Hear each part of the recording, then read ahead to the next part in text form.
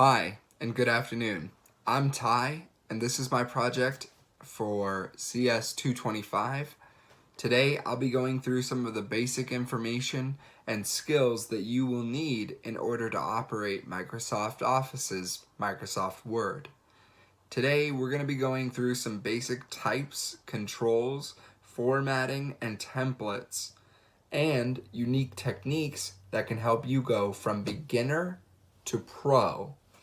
Thanks for watching, and let's begin.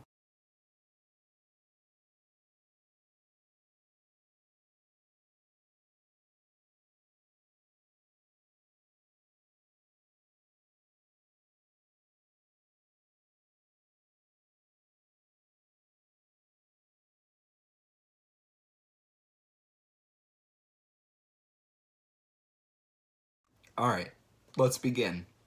So I want to go ahead and say that if you're not aware already, generally Windows products come with Microsoft Office.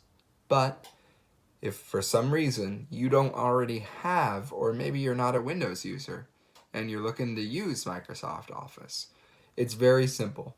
There are several ways that you can obtain Microsoft Office, one which might include that your school may already provide you with a link for Office downloads through your school website. The second and easy way to go about it would to be go ahead and open up a browser, an internet browser. We're going to go ahead and use Google Chrome just because I'm a fan of Google Chrome. So go ahead and click that. Type into the search bar Microsoft.com. Oops, there we go. Microsoft.com. It's going to go ahead and bring up the main website, which has options such as Office, Windows, Surface, Xbox Deals support. Generally just right here, Office. So go ahead and click it. And right away, you can tell there are different types of Office. For home, for business, we're going to go with for home for the sake of the video. Now, they've got a couple different choices, such as Office 365 Home, 365 Personal, and Office Home and Student 2019. Depending on what you're looking for out of Office, you're going to go ahead and choose your software package. Now, generally, the student package is a one-time purchase, versus Personal is $6.99 a month, or Home is $9.99 a month. And you get a month free for trying Home. It is kind of the more advanced that includes, up to 6 people on the usage, and it's got 6 terabytes of OneDrive storage rather than just one, which is the Personal. So generally, it's if you have a bunch of users. Now, let's go ahead and skip forward. Just assume that you've already downloaded Microsoft Word and Microsoft Office. So now you're at your home screen and you're thinking, man, I got a paper to write. This is college and I better get started because I already procrastinated. So the way to go about it is you're going to go ahead and click that start button, and generally you can go ahead and scroll down till you find the icon for Microsoft Word, which is going to be located just under Word. Here we are, right here. So you can go ahead and click this, and it will bring it up. It'll bring Microsoft Office up, and it'll look something similar to this without all these files. These are assignments that have already been done.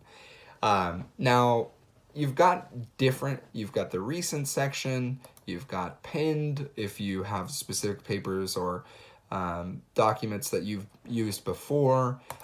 This is also the shared with me section. Generally, people can go ahead and share a paper with you. Now, in order to get started, you've got a couple options up top. Blank document, MLA style paper. You've got your Microsoft Word tour. You've got a single space blank document, a resume document, a snapshot. Now, these are all templates. Templates are very, very helpful in the sense that if you're looking for something specific, you can get to it right away. So in order to get started, we're going to go ahead and click New, And here we go. This is a recently used one that I use quite commonly, MLA style papers. They're very, very common for college. Now, you've got the option right away for a blank document. And what the heck? You could just click it, and there's nothing there. Whoops. Well, that's not very helpful. I mean, it is if you're looking for like a quick note-taking document, but I mean, I needed something a little more structured because I'm structured, right? Now, let's say you don't want to start from scratch. What you can do is you can go ahead and just pull up a Word document. Didn't need to go all the way out, just want to clarify. You can go to New, and let's say you're looking for a research paper. So what you do is type in research. Now it's going to give us a couple little different, words right here, just to make sure that we didn't misspell it. Researchers, researching, researched. Now we're going to go ahead and just hit the search. Searching thousands of online templates. Now they've got APA style reports. They've got the MLA style report. They've got a research paper right here with this little otter. That's exactly what we're looking for. Now we'll go ahead and click it, and it's going to ask us again if we want to go ahead and create it. In fact, it says that it's provided by Microsoft Corporation, and do we want to go ahead and create? Yes, we do. It's downloading the template for us really quick, and it's going to set us up with pretty much a already set up paper. And the nice thing about this is if you are like me, you can very quickly go in here and like you've got your subtitle, your title, go ahead and throw your name in there, just backspace, put boom, there I am, right? So the beginning of your paper, and they've got the otter picture in there just as kind of, I'm sure, the title for this or whatever reason they put it in there. Now, what I would like to say is there are many different things to discuss in this video. Some of the most important are going to be the formatting, which you can go ahead and do from the layout option. Now, as you can see on the paper, on the description, you've got margins, you've got your orientation, you've got your size. If for some reason you wanted to, I don't know, determine the size of the paper that you're using. So if you were doing a tabloid, it would make it into a 11 by 17 inch. If you were doing a legal paper, it would be that 8.5 by 14. If you were doing an executive, if you're just doing a letter or you're doing a general paper, generally 8.5 by 11 is just fine, so you could do something like that. Let's say for some reason you wanted to do your paper into multiple columns. So you wanted 2 or 3, or maybe you wanted them on the left, or maybe you wanted them on the right. There are so many options within Microsoft Word that it is mind-blowing. But you're thinking, hey, I'm just a beginner. I'm trying to figure this stuff out. I don't really get all this formatting stuff. Well, formatting and templates are very simple, and they're there to help you in big ways. Like I said, you could start by just clicking right here on this new option and blank document. Go ahead and type your name, the class, and then today's date.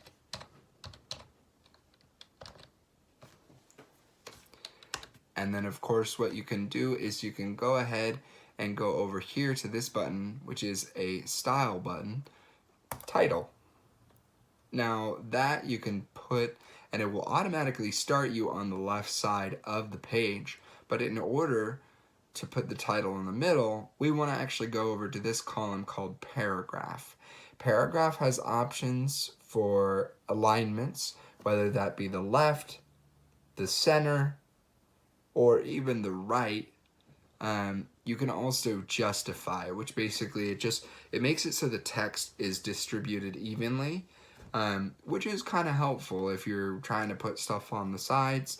Generally, I like to put the title, just click center, it auto centers. We're going to go ahead and call this Welcome to Microsoft Word.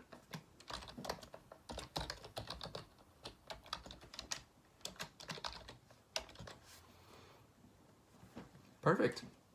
All right, now let's say for some reason you needed a subtitle and you're thinking, well, how do I put a subtitle under that? Well, it's very simple. What you do is just go ahead and hit enter. Up here in the styles box, we have subtitle. Now, it auto formats the font to a smaller font, same type of font, but so then what you do is you're just again going to go ahead and hit that center button. Now, let's go ahead and say thank you for watching.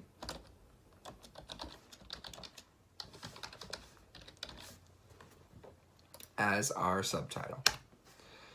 Now, if you hit enter, it's going to auto align to go to the left to start as if you were to begin writing a paper. Why? Because we are using a paper software. So, one thing that's really nice about Microsoft Word is the ability to use many fonts, which can be demonstrated right here under the font section of the ribbon. Now, you can go from picking their generic theme fonts with Calibri Light and Calibri.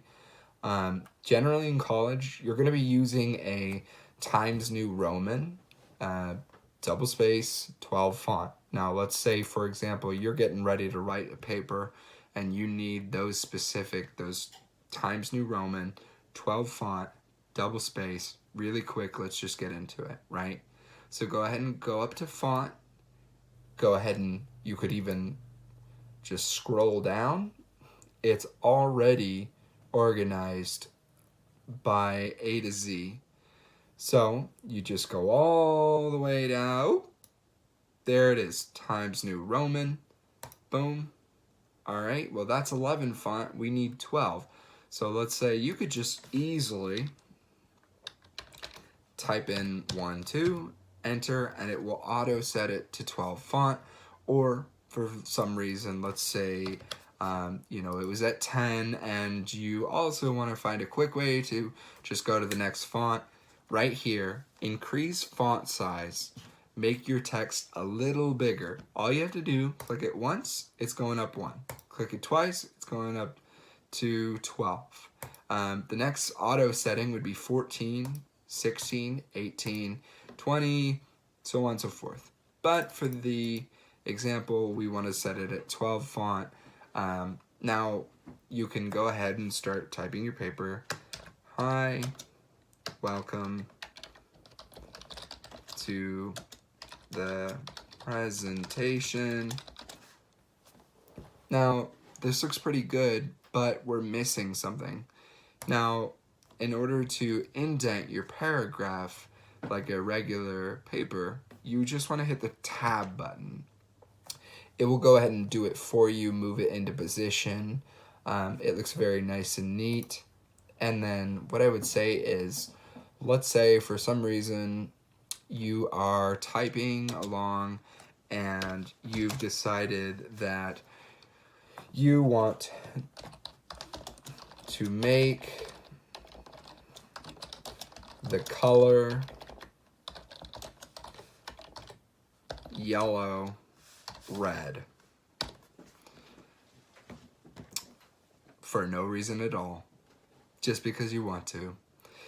Well, all you have to do is either go here and left click, cover the word, and then you have your options right here, font color.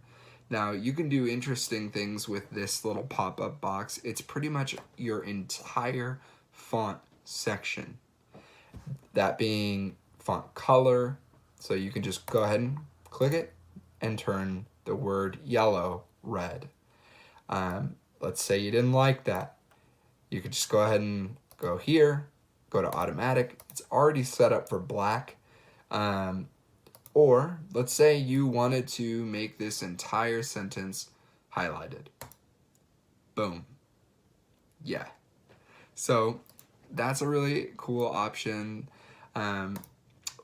to go ahead and outline specific points of your paper. One thing that I really think is important are some quick tips that you can learn. Now, let's say for some reason you need to copy really quick. What you can do is you just left click, hold it all the way down to what you want to copy, and hit Control C. Now, that's in order to copy. For this example, we're going to go ahead and hit enter, move down the line. Control V will actually go ahead and paste what you just copied over and over again. So you could just... Now, let's say you made a mistake and you just really quickly want to reverse what you last did. Real quick, you can just hit Control Z and it will actually delete your mistake. Now, let's say you've written a long paper, and I know this is really short, but for whatever reason, you want to find a specific word that you may have misspelled, you think misspelled.